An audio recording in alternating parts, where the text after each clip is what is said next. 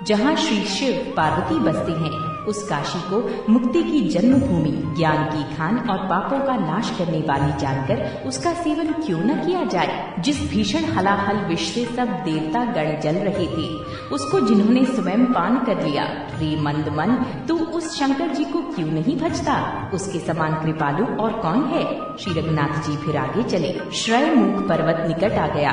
वहाँ श्रयमुख पर्वत पर मंत्रियों सहित सुग्रीव रहते थे। अतुलनीय बल की सीमा श्री रामचंद्र जी और लक्ष्मण जी को आते देखकर सुग्रीव अत्यंत भयभीत होकर बोले, हे हनुमान सुनो, ये दोनों पुरुष बल और रूप के निधान हैं। तुम ब्रह्मचारी का रूप धारण करके जाकर देखो। अपने हृदय में उनकी यथार्थ बात जानकर मुझे इशारे से समझाकर कह देना।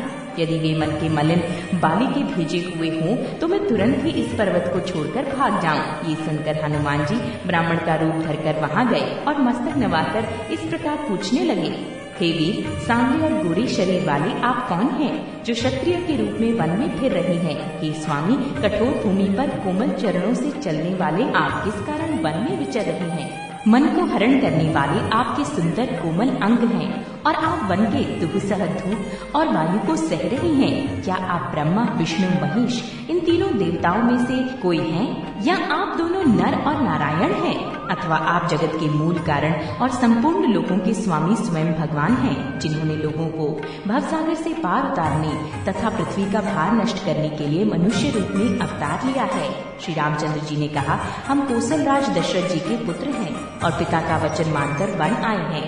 हमारे राम लक्ष्मण नाम है, हम दोनों भाई हैं। हमारे साथ सुंदर सुकुमारी स्त्री थी। यहाँ वन में राक्षस ने मेरी पत्नी जानकी को हर लिया। हे ब्राह्मण, हम उसे ही खोजते फिरते हैं। हमने तो अपना चरित्र कह सुनाया, अब हे ब्राह्मण अपनी कथा समझाकर कहिए। प्रभु को पहचानकर हनुमान जी ने उनके चरण पकड़कर पृथ्वी पर गिर पड़े।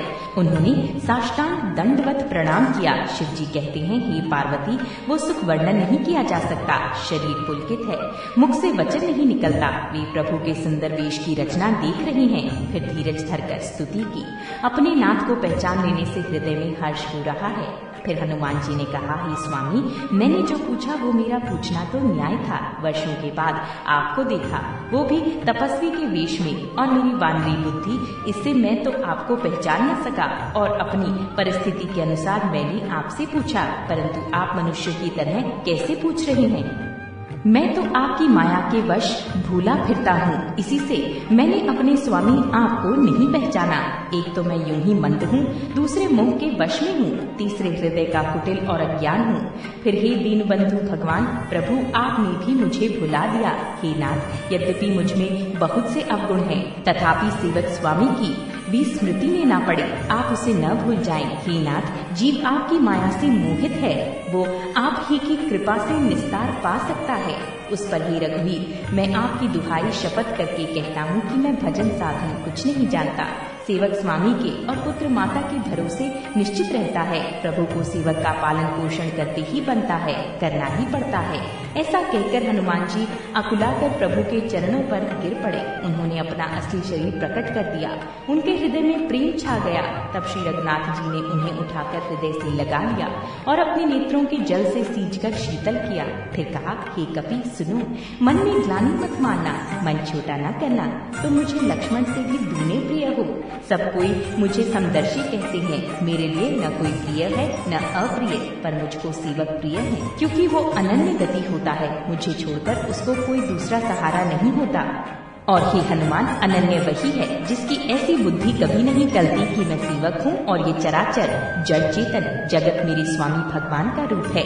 स्वामी को अनुकूल प्रसन्न देखकर पवन कुमार हनुमान जी के हृदय में हर्ष छा गया और उनके सब दुख जाते रहे। उन्होंने कहा, हे नाथ, इस पर्वत पर वानर राज सुग्रीव रहता है, वो आपका दास है। हे नाथ, उससे मित्रता कीजिए और उसे दीन जानकर निर्भय कर दीजिए। वो सीता जी की खोज करावेगा और जहाँ तहाँ करोड़ों वानरों को भेजेगा। इस प्रकार सब बातें समझाकर हनुमान जी ने श्री राम लक्ष्मण दोनों जनों को पीठ पर चढ़ा लिया जब सुग्रीव ने श्री रामचंद्र जी को देखा तो अपने जन को अत्यंत धन्य समझा। सुग्रीव चरणों में मस्तक नवाकर आदर सहित मिले। श्री रघुनाथ जी भी छोटे भाई सहित उनसे गले लगकर मिले। सुग्रीव मन में इस प्रकार सोच रहे हैं कि हे विधाता, क्या ये मुझसे प्रीति करेंगे?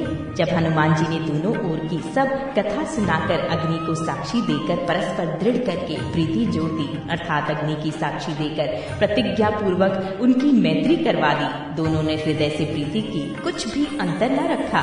तब लक्ष्मण जी ने श्री रामचंद्र जी का सारा इतिहास कहा। सुग्रीव ने नेत्रों में जल भरकर कहा, हे नाथ, मिथिलेश कुमारी जानकी जी मिल जाएंगी। मैं एक बार यहाँ मंत्रियों के साथ बैठा हुआ कुछ विचार कर रहा था, तब मैंने पराये शत्रु के वश में पड़ी बहुत विलाप करती हुई सीता जी को आकाश मार्ग से जाते देखा था। हमें देखकर उन्होंने राम राम हाँ राम पुकारकर वस्त्र गिरा दिया था। श्री राम जी ने उसे मांगा, तब सुग्रीव ने तुरंत ही दे दिया। वस्त्र को हृदय से लगाकर श्री रामचंद्र जी ने बहुत ही सोच किया। सुग्रीव ने कहा, हे रघुवीर सुनिए, सोच छोड़ दीजिए और मन में धीरज लाइए। मैं सब प्रकार से आपकी सेवा करूंगा, जिस उपाय से जानकी जी आकर आपको मिले। कृपा के समुद्र और बल की सीमा श्री राम जी सखा सुग्रीव के वचन सुनकर हर्षित हुए और बोले, हे सुग्रीव, मुझे बताओ तुम वन में किस कारण रहते हो? सुग्रीव ने कहा, हे नाथ, बाली और मैं दो भाई हैं। हम दोनों में ऐसी प्रीति थी कि वर्णन नहीं की जा सकती। हे प्रभु, मई दानव का एक पुत्र था, उसका नाम मायावी था। एक बार वो हमारे गांव में आया। उसने आधी रात को नगर के फाटक पर आकर पुकारा, ललकारा। बाली शत्रु के बल ललकार को सह नहीं सका। वो दौड़ा, उसे देखकर मायावी भागा। मैं भी भाई के संग लगा चला गया।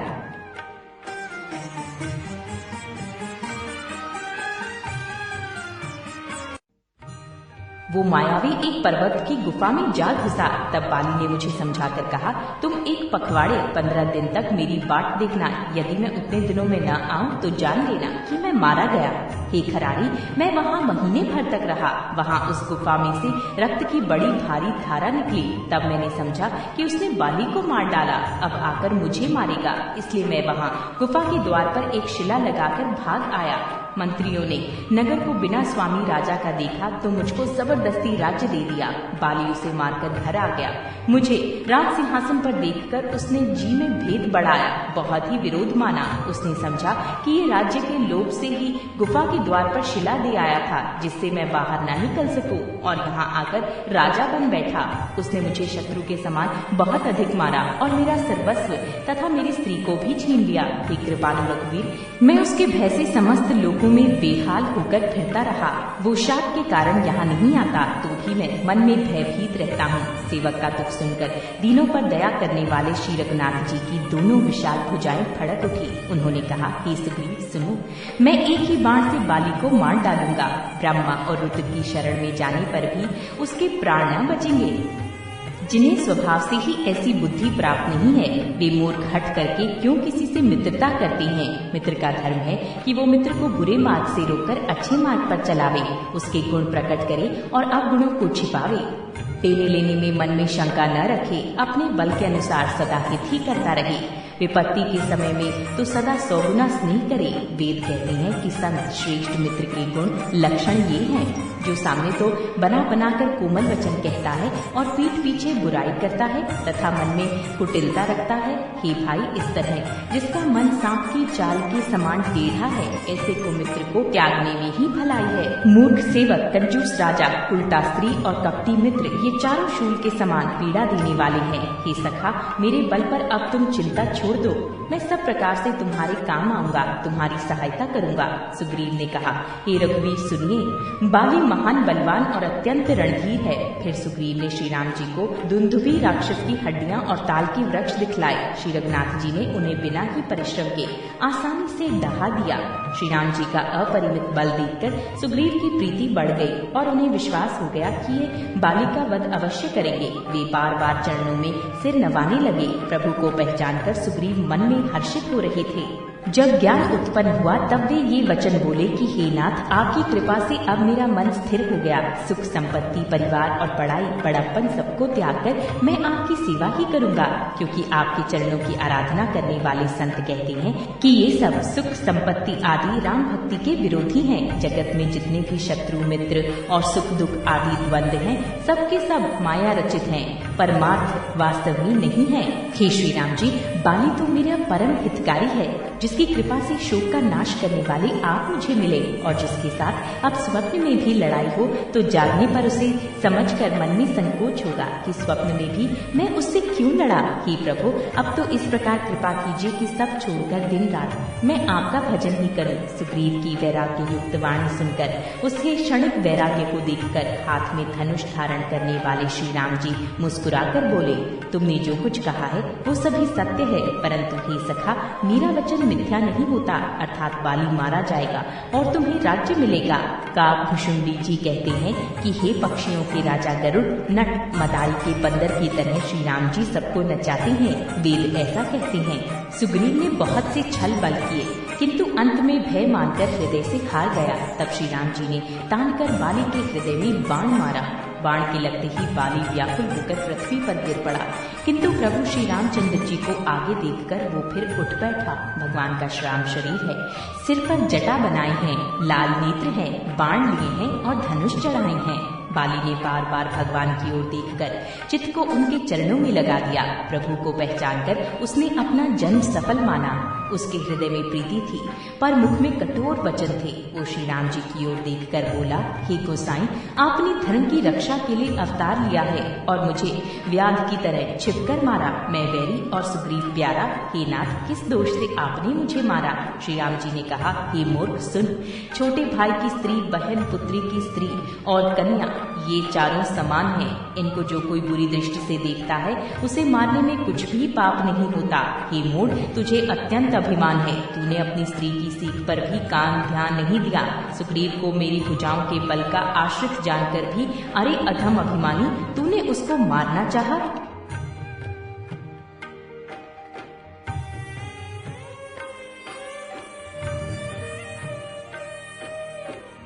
बाली ने कहा, हे श्री राम जी सुनिए, स्वामी आपसे मेरी चतुराई नहीं चल सकती। हे प्रभु, अंतकाल में आपकी गति शरण पाकर मैं अब भी पापी ही रहा। बाली की अत्यंत कोमल वाणी सुनकर श्री राम जी ने उसके सिर को अपने हाथ से स्पर्श किया और कहा, मैं तुम्हारे शरीर को अचल कर दूं, तुम प्राणों को रखो। बाली ने कहा, हे कृपा निधान सुनिए, मुनिगण जन्म जन्म में प्रत्येक जन्म में अनेकों प्रकार का साधन करते रहते हैं, फिर भी अंतकाल में उन्हें राम नहीं कह आता, उनके मुख से राम नाम नहीं निकलता। जिनके नाम के बल से शंकर जी काशी में सबको समान रूप से अविनाशिनी गति मुक्ति देते हैं, वो श्री राम जी स्वयं मेरे नेत्रों के सामने आ गए हैं। हे प्रभु, ऐसा संयोग क्या फिर कभी बन पड़ेगा?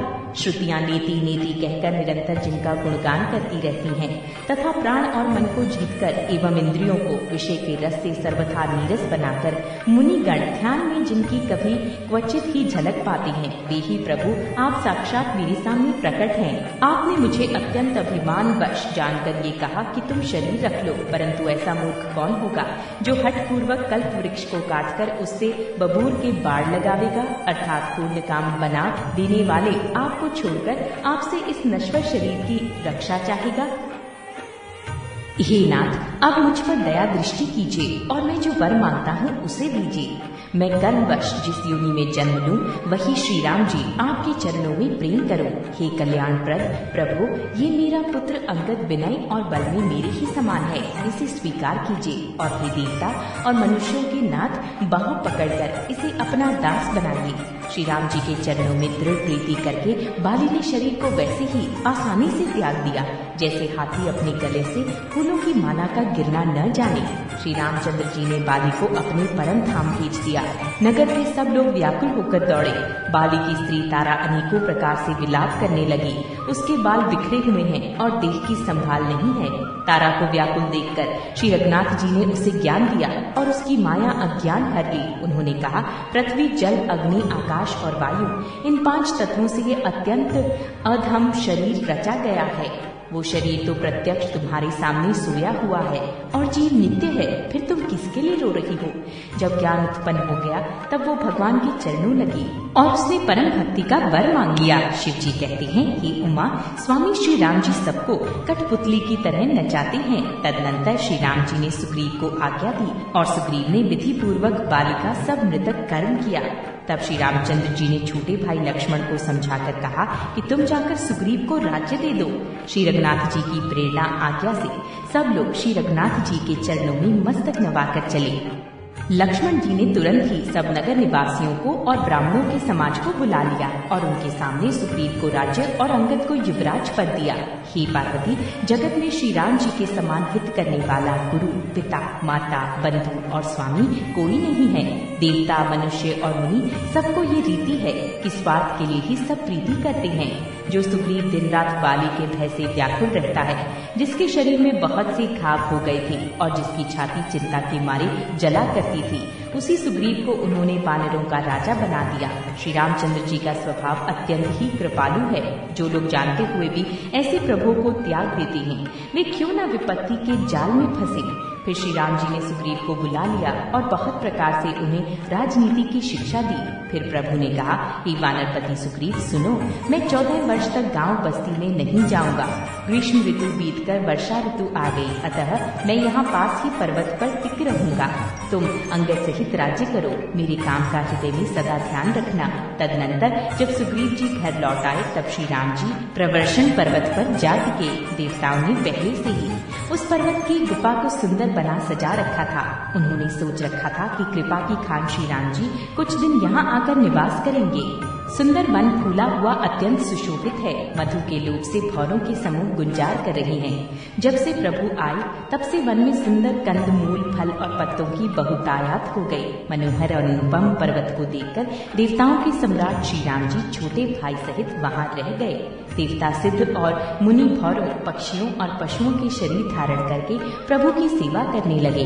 जब से रमापति श्री राम जी ने वहां निवास किया तब से वन सुंदर स्फटिक मणि की एक अत्यंत उज्जवल शिला है। उस पर दोनों भाई सुखपूर्वक विराजमान हैं। श्री राम जी छोटे भाई लक्ष्मण जी से भक्ति, वैराग्य, राजनीति और ज्ञान की अनेकों कथाएं कहते हैं।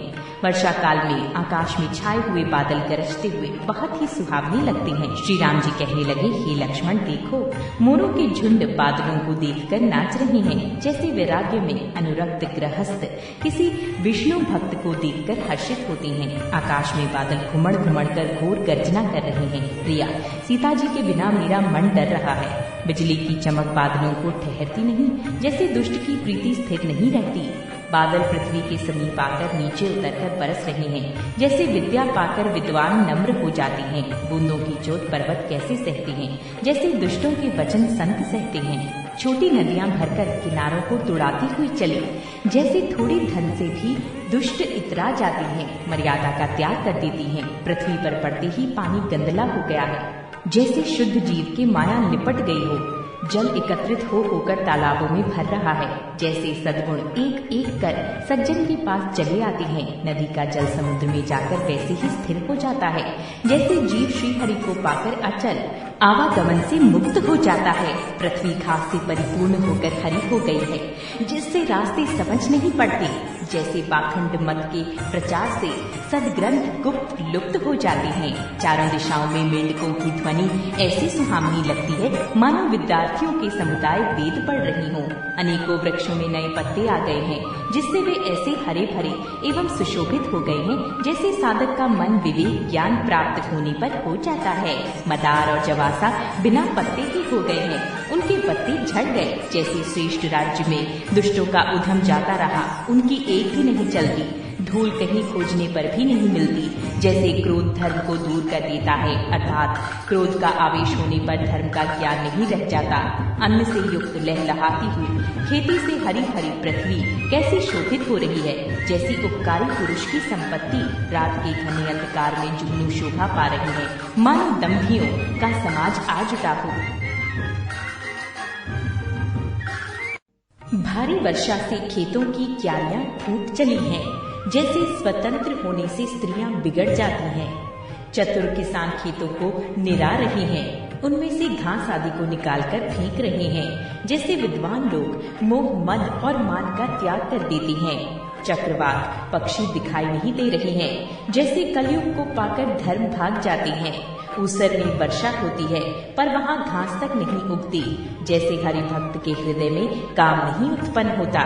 पृथ्वी अनेक तरह के जीवों से भरी हुई उसी तरह शोभायमान है। जैसे सुराज्य पाकर प्रजा की वृद्धि होती है, जहाँ तहाँ अनेक पथिक थककर ठहरे हुए हैं। जैसे ज्ञान उत्पन्न होने पर इंद्रियां शिथिल होकर विषयों की ओर जाना छोड़ देती हैं। कभी कभी वायु बड़े जोर से चलने लगती है, जिससे बादल जहाँ तहाँ गायब हो जाते हैं। जैसे कुपुत्र के उत्पन्न होने से कुल के उत्तम धर्म श्रेष्ठ आचरण नष्ट हो जाते हैं।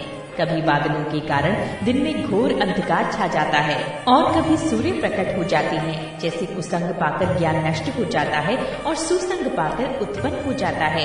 हे लक्ष्मण, देखो वर्षा बीत गई और परम सुंदर शरद ऋतु आ गई। फूले हुए कास से सारी पृथ्वी छा गई। मानो वर्षा ऋतु ने कास रूपी सफेद बालों के रूप में अपना बुढ़ापा प्रकट किया है। अगस्त्य के तारे ने उदय होकर मार्ग के जल को सोख लिया। जैसे संतोष लोक को सोख लेता है। नदियों और तालाबों का निर्मल जल ऐसी शोभा पा रहा है जैसे मद और मोह से रहित संतों का हृदय। नदी और तालाबों का जल धीरे धीरे सूख रहा है। जैसे ज्ञानी विवेकी पुरुष ममता का त्याग करते हैं। शरद ऋतु जाकर खंजर पक्षी आ गए। जैसे समय पाकर सुंदर सुकृत आ जाते हैं, पुण्य प्रकट हो जाते हैं। न कीचड़ है न धूप, इससे धरती निर्मल होकर ऐसी शोभा दे रही है जैसे नीति निपुण राजा की करनी। जल के कम हो जाने से मछलियां व्याकुल हो रही हैं। जैसे मूर्ख विवेक शून्य कुटुंबी गृहस्थ धन के बिना व्याकुल होता है। बिना बादलों का निर्मल आकाश ऐसा शोभित हो रहा है जैसे भगवद्वत सब आशाओं को छोड़कर सुशोभित होते हैं। कहीं कहीं बिरले ही स्थान में शरद ऋतु की थोड़ी थोड़ी वर्षा हो रही है। जैसे कोई बिरले ही मेरी भक्ति पाते हैं। शरद ऋतु पाकर राजा, तपस्वी, व्यापारी और भिखारी क्रमशः विजय, तप, व्यापार और भिक्षा के लिए हर्षित होकर नगर छोड़कर चले। जैसे श्री हरि की भक्ति पाकर चारों आश्रम वाले नाना प्रकार के साधन रूपी श्रम को त्याग देते हैं। जो मछलियां अथाह जल में हैं, वे सुखी हैं। जैसे श्रीहरि के शरण में चले जाने पर एक भी बाधा नहीं रहती। कमलों के फूलने से तालाब कैसी शोभा दे रहा है, जैसे निर्गुण ब्रह्म सगुण होने पर शोभित होता है। भौरे अनुपम शब्द करते हुए गूंज रहे हैं तथा पक्षियों के नाना प्रकार के सुंदर शब्द हो रहे हैं।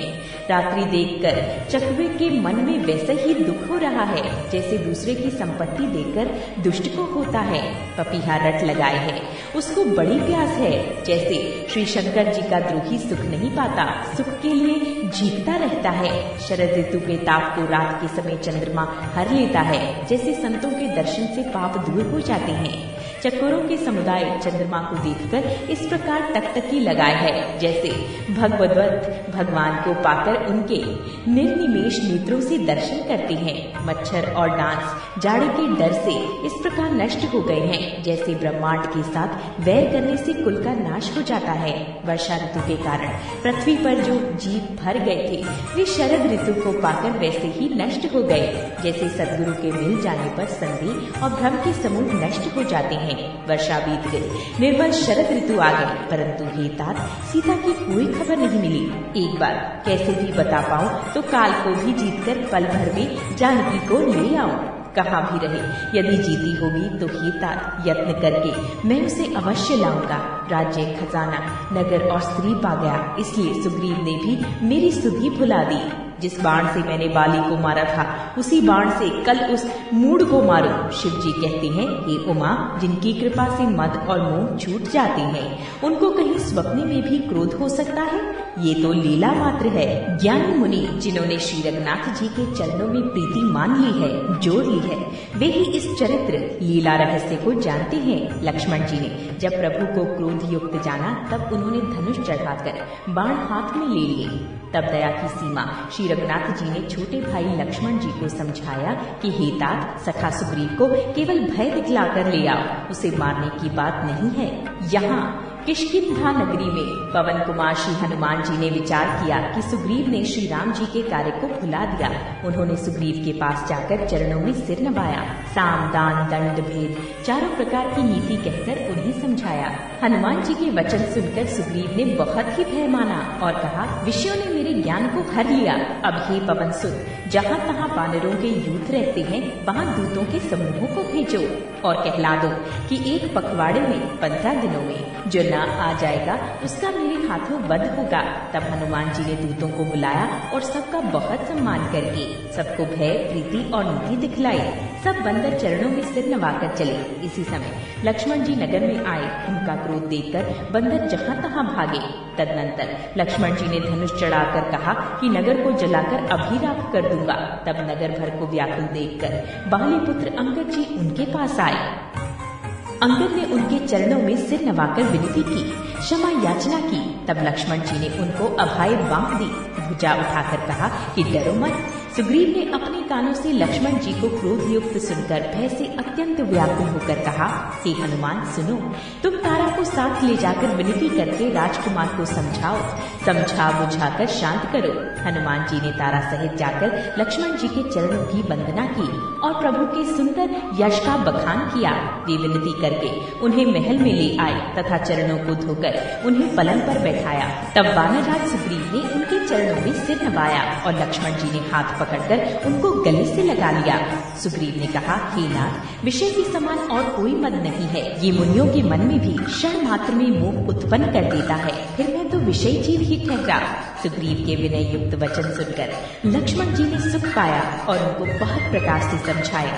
तब पवन सुत हनुमान जी ने जिस प्रकार सब दिशाओं में दूतों के समूह गए थे, वो सब हाल सुनाया। तब अंगद आदि वानरों को साथ लेकर और श्री राम जी के छोटे भाई लक्ष्मण जी को आगे करके अर्थात उनके पीछे पीछे सुग्रीव हर्षित होकर चले और जहाँ रघुनाथ जी थे वहाँ आए।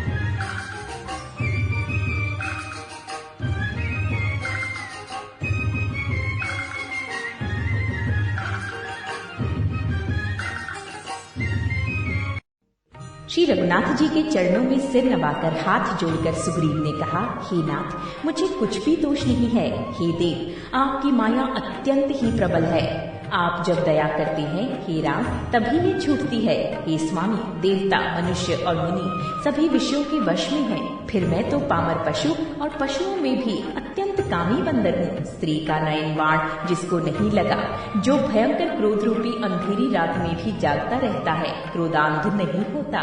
और लोभ की फांसी से जिसने अपना गला नहीं बंधाया। हे रघुनाथ जी, वो मनुष्य आप ही के समान है।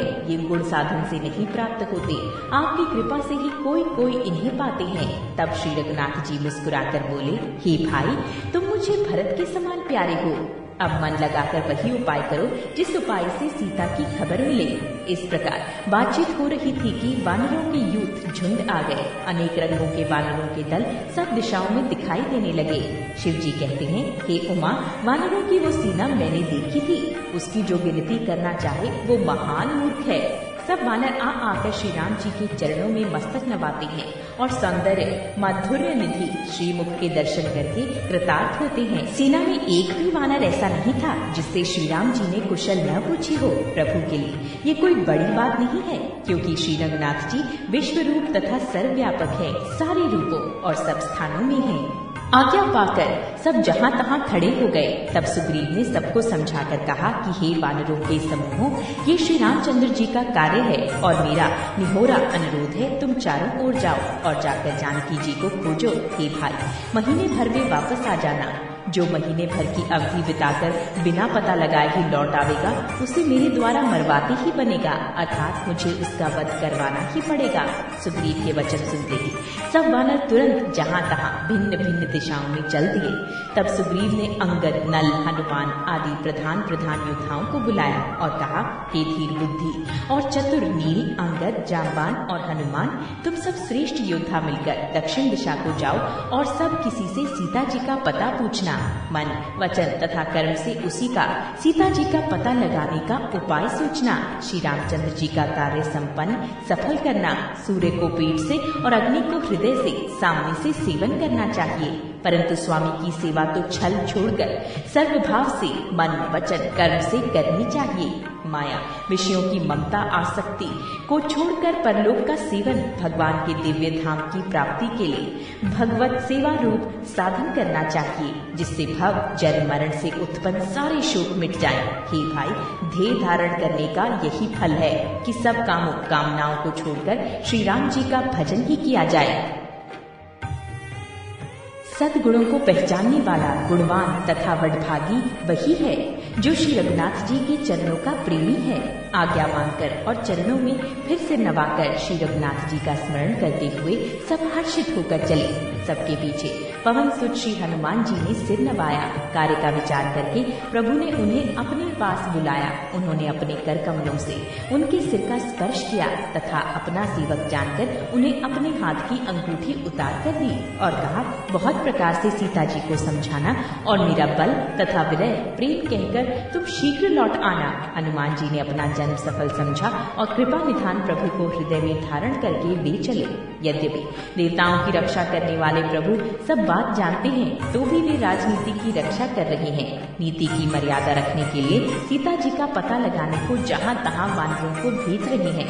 सब वानर वन नदी तालाब पर्वत और पर्वतों की कंदराओं में खोजते हुए चले जा रहे हैं। मन श्री राम जी के कार्य में लवलीन है। शरीर तक का प्रेम ममत्व भूल गया है।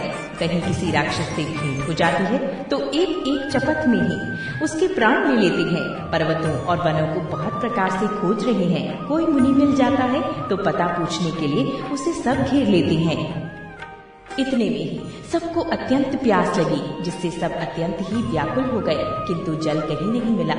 घने जंगल में सब भुला गए। हनुमान जी ने मन में अनुमान किया कि जल पिए बिना सब लोग मरना ही चाहते हैं।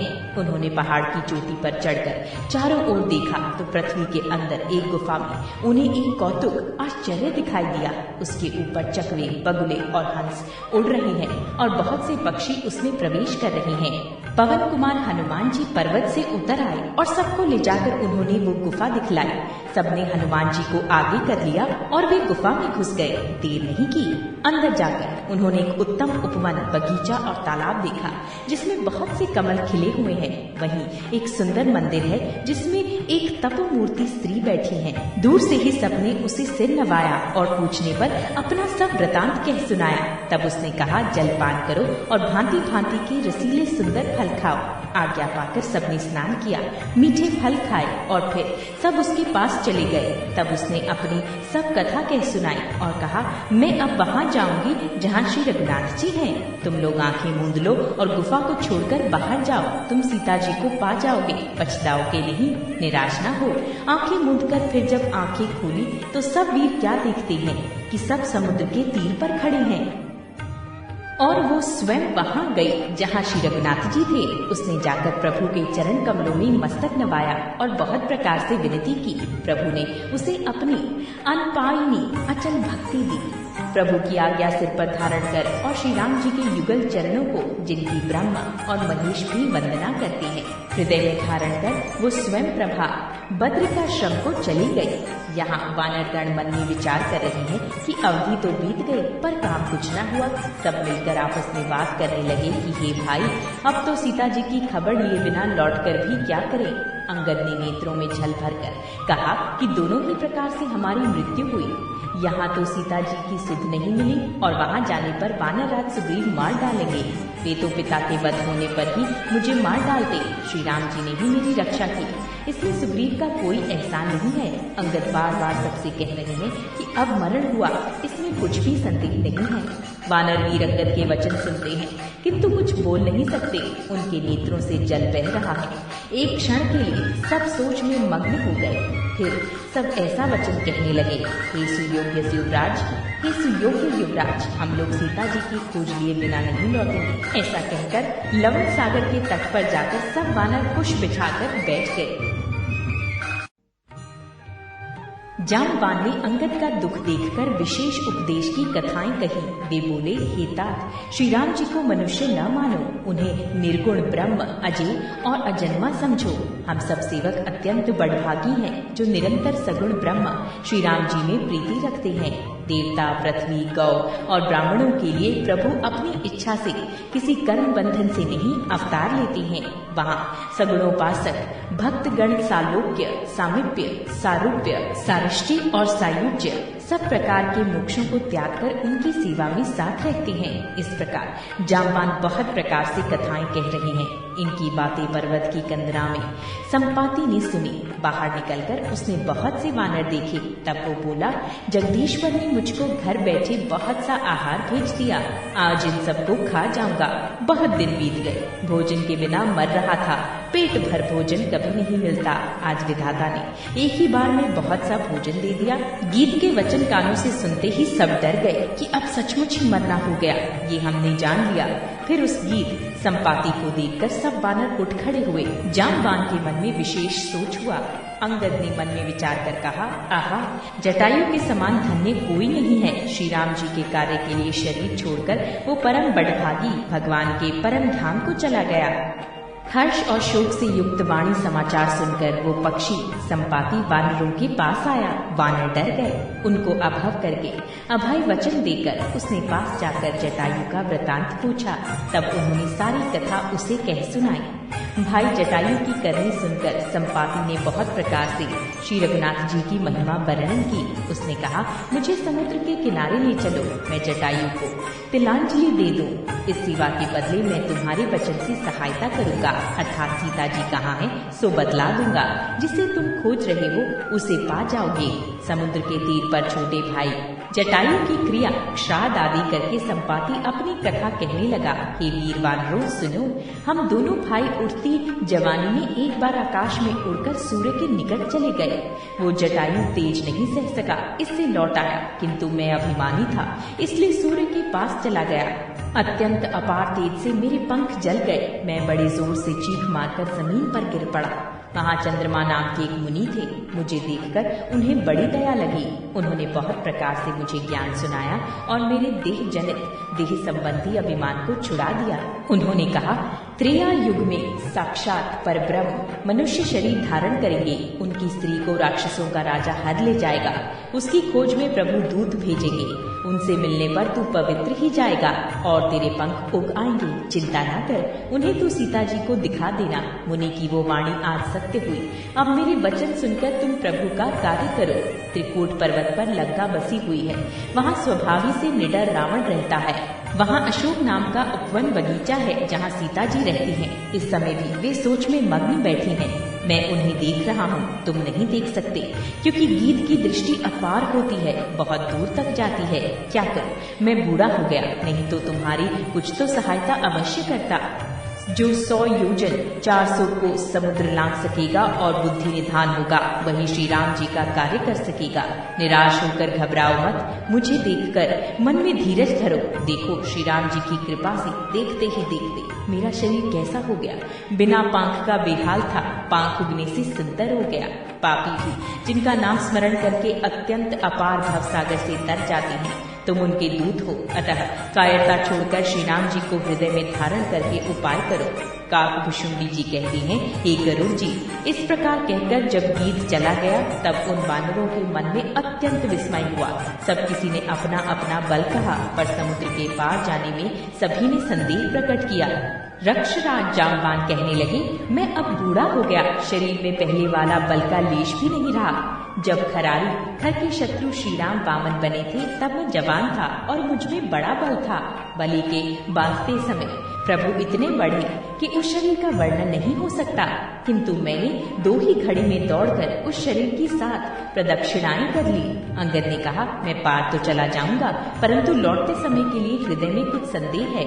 जामवान ने कहा, तुम सब प्रकार से योग्य हो, परंतु तुम सबके नेता हो, तुम्हें कैसे भेजा जाए। रक्षराज जामवान ने श्री हनुमान जी से कहा, हे हनुमान, हे बलवान, सुनो, तुमने ये क्या चुप साध रखी है। तुम पवन के पुत्र हो और बल में पवन के समान हो। तुम बुद्धि, विवेक और विज्ञान की खान हो। जगत में कौन सा ऐसा कठिन काम है जो हे तात तुमसे न हो सके। श्री राम जी के कार्य के लिए ही तो तुम्हारा अवतार हुआ है। ये सुनते ही हनुमान जी पर्वत के आकार के अत्यंत विशालकाय हो गए। उनका सोने का सा रंग है, शरीर पर तेज सुशोभित है, मानो दूसरा पर्वतों का राजा सुमेरु हो। हनुमान जी ने बार बार सिंहनाद करके कहा, मैं इस खारे समुद्र को खेलने में भी लांघ सकता हूँ और सहायकों सहित रावण को मारकर त्रिकूट पर्वत को उखाड़कर यहाँ ला सकता हूँ। हे जांबा, मैं तुमसे पूछता हूँ, तुम मुझे उचित सीख देना कि मुझे क्या करना चाहिए। जामपान ने कहा, हे तात, तुम जाकर इतना ही करो कि सीता जी को देखकर लौट आओ और उनकी खबर कह दो। फिर कमल नयन श्री राम जी अपने बाहुबल से ही राक्षसों का संहार कर सीता जी को ले आएंगे। केवल खेल के लिए ही वे वानरों की सेना साथ लेंगे। वानरों की सेना साथ लेकर राक्षसों का संहार करके श्री राम जी सीता जी को ले आएंगे। तब देवता और नारद आदि मुनि भगवान के तीनों लोकों को पवित्र करने वाले सुंदर यश का बखान करेंगे, जिसे सुनने, गाने, कहने और समझने से मनुष्य परम पद पाते हैं और जिसे श्री रघुवीर के चरण कमल का मधुर भ्रमर तुलसीदास गाता है। श्री रघुवीर का यश भाव जन्म मरण रूपी रोग की अचूक दवा है। जो पुरुष और स्त्री इसे सुनेंगे, त्रिशिरा के शत्रु श्री राम जी उनके सब मनोरथों को सिद्ध करेंगे। जिनका नीले कमल के समान श्याम शरीर है, जिनकी शोभा करोड़ों कामदेवों से भी अधिक है और जिनका नाम पाप रूपी पक्षियों को मारने के लिए बधिक व्याध के समान है, उन श्री राम के गुणों के समूह लीला को अवश्य सुनना चाहिए। मास पारायण 23वां विश्राम। कलयुग के समस्त पापों के नाश करने वाले श्री रामचरितमानस का ये चौथा सोपान समाप्त हुआ। किष्किंधा कांड समाप्त। शांत, सनातन, अप्रमेय, प्रमाणों से परे, निष्पाप, मोक्ष रूप, परम शांति देने वाले ब्रह्मा, शंभु और शेष जी से निरंतर सेवित, वेदांत के द्वारा जानने योग्य, सर्वव्यापक, देवताओं में सबसे बड़े, माया से मनुष्य रूप में दिखने वाले, समस्त पापों को हरने वाले, करुणा की खान, रघुकुल में श्रेष्ठ तथा राजाओं के शिरोमणि, राम कहने वाले जगदीश्वर की मैं वंदना करता हूँ। हे रघुनाथ जी, मैं सत्य कहता हूँ और फिर आप सबके अंतरात्मा ही हैं, सब जानते ही हैं कि मेरे हृदय में दूसरी कोई इच्छा नहीं है। हे रघुकुल श्रेष्ठ, मुझे अपनी निर्भरा पूर्ण भक्ति दीजिए और मेरे मन को काम आदि दोषों से रहित कीजिए। अतुल बल के धाम, सोने के पर्वत सुमेरु के समान कांति युक्त शरीर वाले दैत्य रूपी वन को ध्वंस करने के लिए अग्नि रूप, ज्ञानियों में अग्रमय, संपूर्ण गुणों के निधान, वानरों के स्वामी श्री रघुनाथ जी के प्रिय भक्त पवन पुत्र श्री हनुमान जी को मैं प्रणाम करता हूँ। जामबान के सुंदर वचन सुनकर हनुमान जी के हृदय को बहुत ही भाई। वे बोले, हे भाई, तुम लोग दुख सहकर कंदमूल फल खाकर तब तक मेरी राह देखना जब तक मैं सीता जी को देखकर लौट न आऊं। काम अवश्य होगा, क्योंकि मुझे बहुत ही हर्ष हो रहा है। ये कहकर और सबको मस्तक नवाकर तथा हृदय में श्री रघुनाथ जी को धारण करके हनुमान जी हर्षित होकर चले। समुद्र के तीर पर एक सुंदर पर्वत था। हनुमान जी खेल से ही अनायास ही कूदकर उसके ऊपर जा चढ़े और बार बार श्री रघुवीर का स्मरण करके अत्यंत बलवान हनुमान जी उस पर से बड़े वेग से उछले। जिस पर्वत पर हनुमान जी पैर रखकर चले, जिस पर से वे उछले, वो तुरंत ही पाताल में धंस गया। जैसे श्री रघुनाथ जी का अमोघ बाण चलता है, उसी तरह हनुमान जी चले। समुद्र ने उन्हें श्री रघुनाथ जी का दूत समझकर मैनाक पर्वत से कहा कि हे मैनाक, तू इनकी थकावट दूर करने वाला हो, अर्थात अपने ऊपर इन्हें विश्राम दे। हनुमान जी ने उसे हाथ से छू दिया, फिर प्रणाम करके कहा, भाई, श्री रामचंद्र जी का काम किए बिना मुझे विश्राम कहाँ। देवताओं ने पवन पुत्र हनुमान जी को जाते हुए देखा। उनकी विशेष बल बुद्धि को जानने के लिए परीक्षार्थ उन्होंने सुरसा नामक सर्पों की माता को भेजा। उसने जाकर हनुमान जी से ये बात कही, आज देवताओं ने मुझे भोजन दिया है। ये वचन सुनकर पवन कुमार हनुमान जी ने कहा, श्री राम जी का कार्य करके मैं लौट आऊं और सीता जी की खबर प्रभु को सुना दूं, तब मैं आकर तुम्हारे मुंह में घुस जाऊंगा, तुम मुझे खा लेना। हे माता, मैं सत्य कहता हूँ, अभी मुझे जाने दे। जब किसी भी उपाय से उसने जाने नहीं दिया, तब हनुमान जी ने कहा, तो फिर मुझे खा न ले। उसने योजन भर 4 कोस में मुंह फैलाया। तब हनुमान जी ने अपने शरीर को उससे दूना बढ़ा लिया।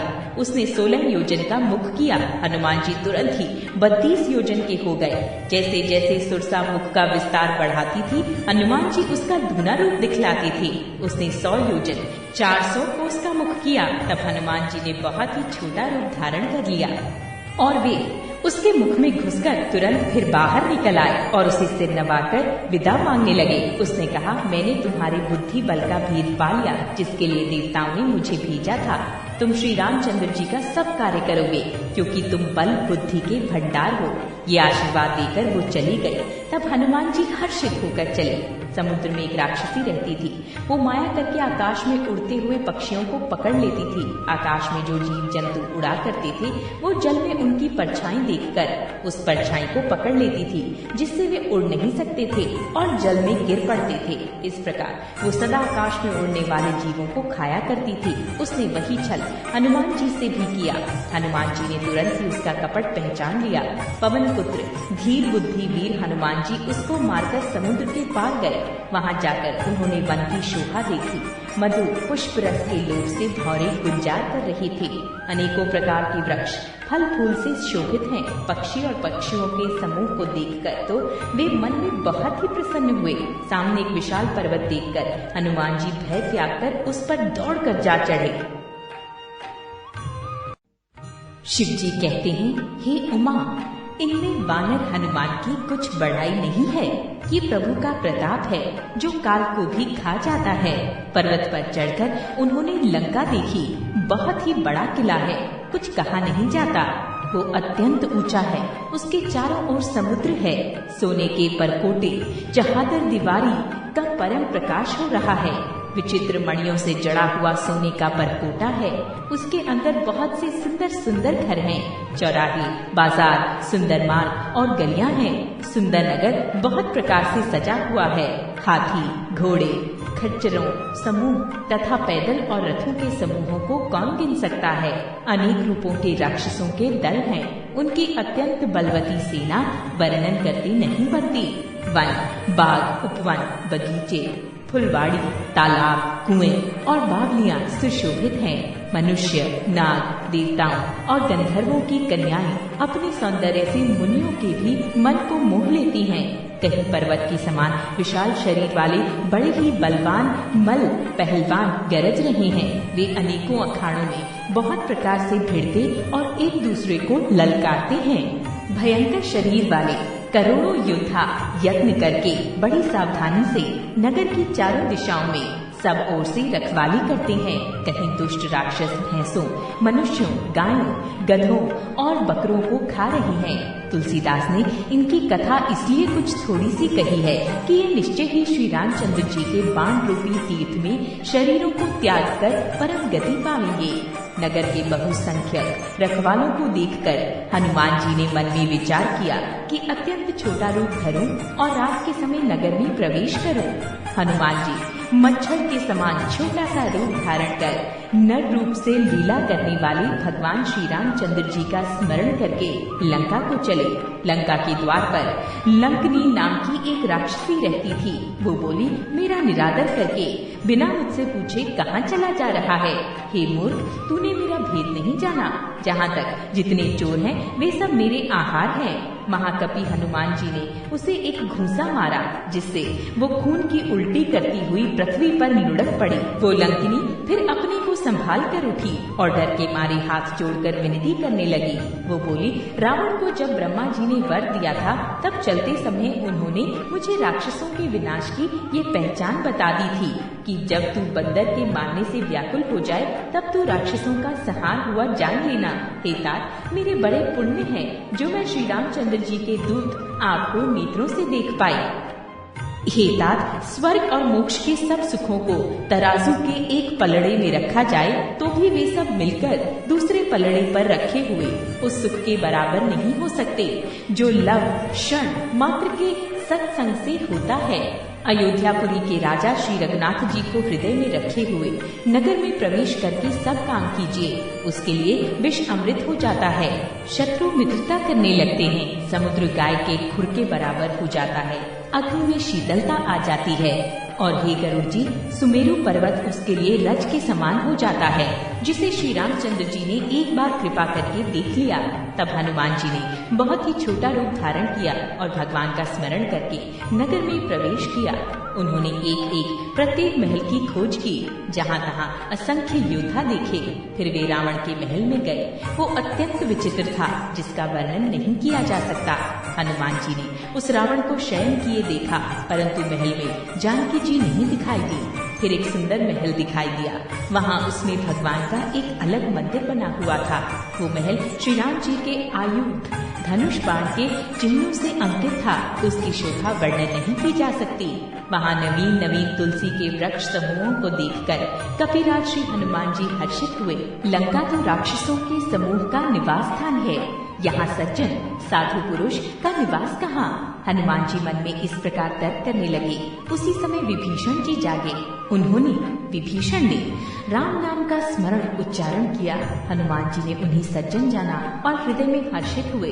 हनुमान जी ने विचार किया कि इनसे हट करके अपनी ओर से ही परिचय करूंगा, क्योंकि साधु से कार्य की हानि नहीं होती, प्रत्युत लाभ ही होता है। ब्राह्मण का रूप धरकर हनुमान जी ने उन्हें वचन सुनाए, पुकारा। सुनते ही विभीषण जी उठकर वहां आए, प्रणाम करके कुशल पूछी और कहा कि हे ब्राह्मण देव, अपनी कथा समझाकर कहिए। क्या आप हरि भक्तों में से कोई हैं? क्योंकि आपको देखकर मेरे हृदय में अत्यंत प्रेम उमड़ रहा है। अथवा क्या आप दिलों से प्रेम करने वाले स्वयं श्री राम जी ही हैं, जो मुझे बड़भागी बनाने घर बैठे दर्शन देकर कृतार्थ करने आए हैं? तब हनुमान जी ने श्री रामचंद्र जी की सारी कथा कहकर अपना नाम बताया। सुनते ही दोनों के शरीर पुलकित हो गए और श्री राम जी के गुण समूहों का स्मरण करके दोनों के मन प्रेम और आनंद में मग्न हो गए। विभीषण जी ने कहा, हे पवन पुत्र, मेरी रहन सुनो। मैं यहाँ वैसे ही रहता हूँ जैसे दांतों के बीच में बेचारी जीभ। हे तात, मुझे अनाथ जानकर सूर्य कुल के नाथ श्री रामचंद्र जी का क्या कभी मुझ पर कृपा करेंगे? मेरा तामसी राक्षस शरीर होने से साधन तो कुछ बनता नहीं और न मन में श्री रामचंद्र जी के चरण कमलों में प्रेम ही है। परंतु हे हनुमान, अब मुझे विश्वास हो गया है कि श्री राम जी की मुझ पर कृपा है, क्योंकि हरि की कृपा के बिना संत नहीं मिलते। जब श्री रघुवीर ने कृपा की है, तभी तो आपने मुझे हट करके अपनी ओर से दर्शन दिए हैं। हनुमान जी ने कहा, हे विभीषण जी सुनिए, प्रभु की यही रीति है कि वे सेवक पर सदा ही प्रेम किया करते हैं। भला कहिए, मैं ही कौन बड़ा कुलीन हूँ, जाति का चंचल बानर हूँ और सब प्रकार से नीच हूँ। प्रातःकाल जो हम लोगों को बंदरों का नाम ले ले, तो उस दिन उसे भोजन न मिले। हे सखा सुनिए, मैं ऐसा अधम हूँ, पर श्री रामचंद्र जी ने तो मुझ पर भी कृपा की है। भगवान के गुणों का स्मरण करके हनुमान जी के दोनों नेत्रों में प्रेमाश्रुओं का जल भर आया। जो जानते हुए भी ऐसे स्वामी श्री रघुनाथ जी को भुलाकर विषयों के पीछे भटकते फिरते हैं, वे दुखी क्यों न हो। इस प्रकार श्री राम जी के गुण समूहों को कहते हुए उन्होंने अनिर्वचनीय परम शांति प्राप्त की। फिर विभीषण जी ने श्री जानकी जी जिस प्रकार वहाँ लंका में रहती हैं, वो सब कथा कही। तब हनुमान जी ने कहा, हे भाई सुनो, मैं जानकी माता को देखना चाहता हूँ।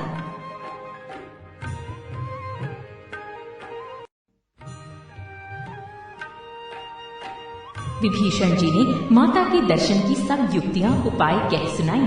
तब हनुमान जी विदा लेकर चले। फिर वही पहले का मसक सरीखार रूप धरकर वहां गए, जहां अशोक वन में वन के जिस भाग में सीता जी रहती थी। सीता जी को देखकर हनुमान जी ने उन्हें मन ही में प्रणाम किया। उन्हें बैठे ही बैठे रात्रि के चारों पहर बीत जाते हैं। शरीर दुबला हो गया है, सिर पर जटाओं की एक वेणी लट है। हृदय में श्री रघुनाथ जी के गुण समूहों का जाप स्मरण करती रहती हैं। श्री जानकी जी नेत्रों को अपने चरणों में लगाए हुए हैं, नीचे की ओर देख रही हैं और मन श्री राम जी के चरण कमलों में लीन है। जानकी जी को दीन दुखी देखकर पवन पुत्र हनुमान जी बहुत ही दुखी हुए। हनुमान जी वृक्ष के पत्तों में छिप रहे और विचार करने लगे कि हे भाई, क्या करूं, इनका दुख कैसे दूर करूं। उसी समय बहुत सी स्त्रियों को साथ लेकर सज धज कर रावण वहां आया। उस दुष्ट ने सीता जी को बहुत प्रकार से समझाया, साम दान भय और भेद दिखलाया। रावण ने कहा, हे सुमुखी, हे सयानी, सुनो, मंदोदरी आदि सब रानियों को मैं तुम्हारी दासी बना दूंगा। ये मेरा प्रण है, तुम एक बार मेरी ओर देखो तो सही। अपने परम स्नेही कौशलाधीश श्री रामचंद्र जी का स्मरण करके जानकी जी तिनके की आड़ पर्दा करके कहने लगी, हे दशमुख सुन, जुगनू के प्रकाश से कभी कमलिनी खिल सकती है। जानकी जी फिर कहती हैं, तू अपने लिए भी ऐसा ही मन में समझ ले। रे दुष्ट, तुझे श्री रघुवीर के बाण की खबर नहीं है। रे पापी, तू मुझे सीने में हर लाया है। रे अधम निर्लज, तुझे लज्जा नहीं आती। अपने को जुगनू के समान और रामचंद्र जी को सूर्य के समान सुनकर और सीता जी के कठोर वचनों को सुनकर रावण तलवार निकालकर बड़े गुस्से में आकर बोला, सीता, तूने मेरा अपमान किया है। मैं तेरा सिर इस कठोर कृपाण से काट डालूंगा, नहीं तो अब भी जल्दी मेरी बात मान ले हे सुमुखी, नहीं तो जीवन से हाथ धोना पड़ेगा। सीता जी ने कहा, हे दशग्रीव, प्रभु की भुजा जो श्याम कमल की माला के समान सुंदर और हाथी की सूंड के समान पुष्ट तथा विशाल है, या तो वो भुजा ही मेरे कंठ में पड़ेगी या तेरी भयानक तलवार ही। रे शठ, सुन, यही मेरा सच्चा प्रण है। सीता जी कहती हैं, हे चंद्रहास, तलवार श्री रघुनाथ जी के विरह की अग्नि से उत्पन्न मेरी बड़ी भारी जलन को तू हर ले। हे तलवार, तू शीतल, तीव्र और श्रेष्ठ धारा बहाती है, अर्थात तेरी धारा ठंडी और तेज है। तू मेरे दुख के बोझ को हर ले। सीता जी के वचन सुनते ही वो मारने दौड़ा। तब मैं दानवी की पुत्री मंदोदरी ने नीति कहकर उसे समझाया। तब रावण ने सब राक्षसियों को बुलाकर कहा कि जाकर सीता को बहुत प्रकार से भय दिखला। यदि महीने भर में ये कहा ना माने तो मैं इसे तलवार निकालकर मार डालूंगा। यूं कहकर रावण घर चला गया। यहाँ राक्षसियों के समूह बहुत से बुरे रूप धरकर सीता जी को भय दिखलाने लगे। उनमें एक त्रिजटा नाम की राक्षसी थी। उसकी श्री रामचंद्र जी के चरणों में प्रीति थी और वो विवेक ज्ञान में निपुण थी। उसने सबों को बुलाकर अपना स्वप्न सुनाया और कहा, सीता जी की सेवा करके अपना कल्याण कर लो। स्वप्न में मैंने देखा कि एक बंदर ने लंका जला दी, राक्षसों की सारी सेना मार डाली। रावण नंगा है और गधे पर सवार है, उसके सिर मुड़े हुए हैं, 20 भुजाएं कटी हुई हैं। इस प्रकार से वो दक्षिण यमपुरी की दिशा को जा रहा है और मानो लंका विभीषण ने पाई है। नगर में श्री रामचंद्र जी की दुहाई फिर गई। तब प्रभु ने सीता जी को बुला भेजा। मैं पुकार कर निश्चय के साथ कहती हूँ कि ये स्वप्न कुछ ही दिनों बाद सत्य होकर रहेगा। उसके वचन सुनकर वे सब राक्षसियां डर गई और जानकी जी के चरणों पर गिर पड़ी। तब इसके बाद वे सब जहाँ तहाँ चली गई। सीता जी मन में सोच करने लगी कि 1 महीना बीत जाने पर नीच राक्षस रावण मुझे मारेगा। सीता जी हाथ जोड़कर त्रिजटा से बोली, हे माता, तू मेरी विपत्ति की संगिनी है, जल्दी कोई ऐसा उपाय कर जिससे मैं शरीर छोड़ सकूं। विरह असहनीय हो चला है, अब ये सहा नहीं जाता। काठ लाकर चिता बनाकर सजा दे हे माता, फिर उसमें आग लगा दे। हे सयानी, तू मेरी प्रीति को सत्य कर दे। रावण की शूल के समान दुख देने वाली वाणी कानों से कौन सुने। सीता जी के वचन सुनकर त्रिजटा ने चरण पकड़कर उन्हें समझाया और प्रभु का प्रताप, बल और सुयश सुनाया। उसने कहा, हे सुकुमारी सुनो, रात्रि के समय आग नहीं मिलेगी। ऐसा कहकर वो अपने घर चली गई। सीता जी मन ही मन कहने लगी, क्या करूं, विधाता ही विपरीत हो गया। न आग मिलेगी न पीड़ा मिटेगी। आकाश में अंगारे प्रकट दिखाई दे रही हैं, पर पृथ्वी पर एक भी तारा नहीं आता। चंद्रमा अग्निमय है, किंतु वो भी मानो मुझे हत भागनी जानकर आग नहीं बरसाता। हे अशोक वृक्ष, मेरी विनती सुन, मेरा शोक हर ले और अपना अशोक नाम सत्य कर। तेरे नए नए कोमल पत्ते अग्नि के समान हैं, अग्नि दे। विरह रोग का अंत मत कर, अर्थात विरह रोग को बढ़ाकर सीमा तक न पहुंचा। सीता जी को विरह से परम व्याकुल देखकर वो क्षण हनुमान जी को कल्प के समान बीता। तब हनुमान जी ने हृदय में विचार कर सीता जी के सामने अंगूठी डाल दी, मानो अशोक ने अंगारा दे दिया। ये समझकर सीता जी ने हर्षित होकर उठकर उसे हाथ में ले लिया। तब उन्होंने राम नाम से अंकित अत्यंत सुंदर एवं मनोहर अंगूठी देखी। अंगूठी को पहचानकर सीता जी आश्चर्यचकित होकर उसे देखने लगी और हर्ष तथा विषाद से हृदय में अकुला उठी। वे सोचने लगी, श्री रघुनाथ जी तो सर्वथा अजय हैं, उन्हें कौन जीत सकता है, और माया से ऐसी माया के उपादान से सर्वथा रहित दिव्य चिन्मय अंगूठी बनाई नहीं जा सकती। सीता जी मन में अनेक प्रकार के विचार कर रही हैं। उसी समय हनुमान जी मधुर वचन बोले।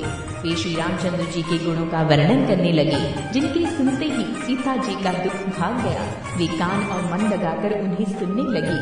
हनुमान जी ने आदि से लेकर सारी कथा कह सुनाई। सीता जी बोली, जिसके कानों के लिए अमृत रूप ये सुंदर कथा कही, वो हे भाई प्रकट क्यों नहीं होता। तब हनुमान जी पास चले गए। उन्हें देखकर सीता जी फिरकर मुख फेर कर बैठ गई। उनके के मन में आश्चर्य हुआ।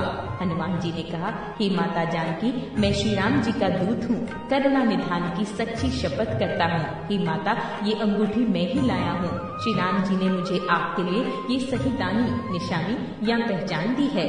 सीता जी ने पूछा, नर और बानर का संग कहो कैसे हुआ? तब हनुमान जी ने जैसे संग हुआ था वो सब कथा कही।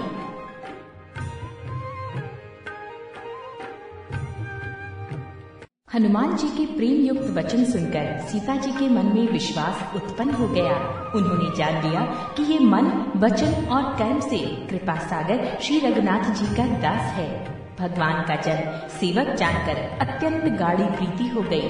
नेत्रों में प्रेमाश्रुओं का जल भर गया और शरीर अत्यंत पुलकित हो गया। सीता जी ने कहा, हे तात हनुमान, विरह सागर में डूबती हुई मुझको तुम जहाज हुए, मैं बलिहारी जाती हूँ। अब छोटे भाई लक्ष्मण जी सहित घर के शत्रु सुखधाम प्रभु का कुशल मंगल कहो। श्री रघुनाथ जी तो कोमल हृदय और कृपालु हैं, फिर हे हनुमान, उन्होंने किस कारण ये निष्ठुरता धारण कर ली है? सेवक को सुख देना उनकी स्वाभाविक बान है। वे श्री रघुनाथ जी क्या कभी मेरी भी याद करते हैं? हे तात, क्या कभी उनके कोमल सांवले अंगों को देखकर मेरे नेत्र शीतल होंगे? मुंह से वचन नहीं निकलता, नेत्रों में विरह के आंसुओं का झल भर आया। बड़े दुख से वे बोली, हा नाथ, आपने मुझे बिल्कुल ही भुला दिया। सीता जी को विरह से परम व्याकुल देखकर हनुमान जी कोमल और विनीत वचन बोले, हे माता, सुंदर कृपा के धाम प्रभु भाई लक्ष्मण जी के सहित शरीर से कुशल हैं, परंतु आपके दुख से दुखी हैं। हे माता, मन में ग्लानि न मानिए, मन छोटा करके दुख न कीजिए। श्री रामचंद्र जी के हृदय में आपसे दूना प्रेम है। हे माता, अब धीरज धरकर श्री रघुनाथ जी का संदेश सुनिए। ऐसा कहकर हनुमान जी प्रेम से गद हो गए। उनके नेत्रों में प्रेमाश्रुओं का जल भर आया।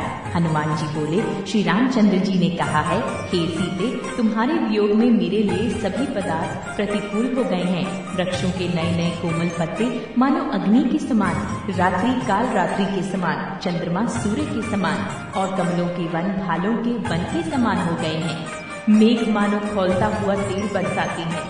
जो हित करने वाले हैं वे भी अब पीड़ा देने लगे हैं। त्रिविध शीतल मंद सुगंध वायु सांप के श्वास के समान जहरीली और गर्म हो गई है।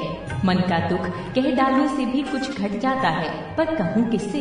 ये दुख कोई जानता नहीं। हे प्रिय, मेरे और तेरे प्रेम का तत्व रहस्य एक मेरा मन ही जानता है, और वो मन सदा तेरे ही पास रहता है। बस मेरे प्रेम का सार इतने में ही समझ ले। प्रभु का संदेश सुनते ही जानकी जी प्रेम में मग्न हो गई। उन्हें शरीर की सुध न रही। हनुमान जी ने कहा, हे माता, हृदय में धैर्य धारण करो और सेवक को सुख देने वाले श्री राम जी का स्मरण करो। श्री रघुनाथ जी की प्रभुता को हृदय में लाओ और मेरे वचन सुनकर कायरता छोड़ दो। राक्षसों के समूह पतंगों के समान और श्री रघुनाथ जी के बाण अग्नि के समान हैं। हे माता, हृदय में धैर्य धारण करो और राक्षसों को जला ही समझो। श्री रामचंद्र जी ने यदि खबर पाई होती तो वे विलंब न करते। हे जानकी जी, राम बाण रूपी सूर्य के उदय होने पर राक्षसों की सेना रूपी अंधकार कहाँ रह सकता है? हे माता, मैं आपको अभी यहाँ से लिवा जाऊं, पर श्री रामचंद्र जी की शपथ है, मुझे प्रभु उनकी आज्ञा नहीं है। अतः हे माता, कुछ दिन और धीरज धरो। श्री रामचंद्र जी वानरों सहित यहाँ आवेंगे और राक्षसों को मारकर आपको ले जाएंगे। नारद आदि ऋषि मुनि तीनों लोकों में उनका यश गावेंगे। सीता जी ने कहा, हे पुत्र, सब बालक तुम्हारे ही समान नन्हे नन्हे से होंगे। राक्षस तो बड़े बलवान योद्धा है, अतः मेरे हृदय में बड़ा भारी संदेह होता है कि तुम जैसे बंदर राक्षसों को कैसे जीतोगे। ये सुनकर हनुमान जी ने अपना शरीर प्रकट किया। सोने के पर्वत सुमेरु के आकार का अत्यंत विशाल शरीर था, जो युद्ध में शत्रुओं के हृदय में भय उत्पन्न करने वाला अत्यंत बलवान और वीर था। तब उसे देखकर सीता जी के मन में विश्वास हुआ। हनुमान जी ने फिर छोटा रूप धारण कर लिया। हे माता सुनो, वानरों में बहुत बल बुद्धि नहीं होती, परंतु प्रभु के प्रताप से बहुत छोटा सर्प भी गरुड़ों को खा सकता है। अत्यंत निर्बल भी महान बलवान को मार सकता है। भक्ति, प्रताप, तेज और बल से सनी हुई हनुमान जी की वाणी सुनकर सीता जी के मन में संतोष हुआ। उन्होंने श्री राम जी के प्रिय जानकर हनुमान जी को आशीर्वाद दिया कि हे तात, तुम बल और शील के निधान हो। हे पुत्र, तुम अजर, बुढ़ापे से रहित, अमर और गुणों के खजाने हो। श्री रघुनाथ जी तुम पर बहुत कृपा करें, प्रभु कृपा करें। ऐसा कानों से सुनते ही हनुमान जी पूर्ण प्रेम में मग्न हो गए। हनुमान जी ने बार बार सीता जी के चरणों में सिर नवाया और फिर हाथ जोड़कर कहा, हे माता, अब मैं कृतार्थ हो गया। आपका आशीर्वाद अमोघ अचूक है, ये बात प्रसिद्ध है। हे माता सुनो, सुंदर फल वाले वृक्षों को देखकर मुझे बड़ी ही भूख लगाई है। सीता जी ने कहा, हे बेटा सुनो, बड़े भारी योद्धा राक्षस इस वन की रखवाली करते हैं। हनुमान जी ने कहा, हे माता, यदि आप मन में सुख माने प्रसन्न होकर आज्ञा दें तो मुझे उनका भय तो बिल्कुल नहीं है। हनुमान जी को बुद्धि और बल में निपुण देखकर जानकी जी ने कहा, जाओ हे तात, श्री रघुनाथ जी के चरणों को हृदय में धारण करके मीठे फल खाओ। वे सीता जी को सिर नवाकर चले और बाग में घुस गए। फल खाए और वृक्षों को तोड़ने लगे। वहाँ बहुत से योद्धा रखवाले थे। उनमें से कुछ को मार डाला और कुछ ने जाकर रावण से पुकार की और कहा, हे नाथ, एक बड़ा भारी बंदर आया है। उसने अशोक वाटिका उजाड़ डाली, फल खाए, वृक्षों को उखाड़ डाला और रखवालों को मसल मसल कर जमीन पर डाल दिया। ये सुनकर रावण ने बहुत से योद्धा भेजे। उन्हें देखकर हनुमान जी ने गर्जना की। हनुमान जी ने सब राक्षसों को मार डाला। कुछ जो अधमरे थे चिल्लाते हुए गए। फिर रावण ने अक्षय कुमार को भेजा। ये असंख्य श्रेष्ठ योद्धाओं को साथ लेकर चला। उसे आते देखकर हनुमान जी ने एक वृक्ष हाथ में लेकर ललकारा और उसे मारकर महाध्वनि बड़े जोर से गर्जना की। उन्होंने सेना में कुछ को मार डाला और कुछ को मसल डाला और कुछ को पकड़ पकड़ कर धूल में मिला दिया। कुछ ने फिर जाकर पुकार की कि हे प्रभु, बंदर बहुत ही बलवान है।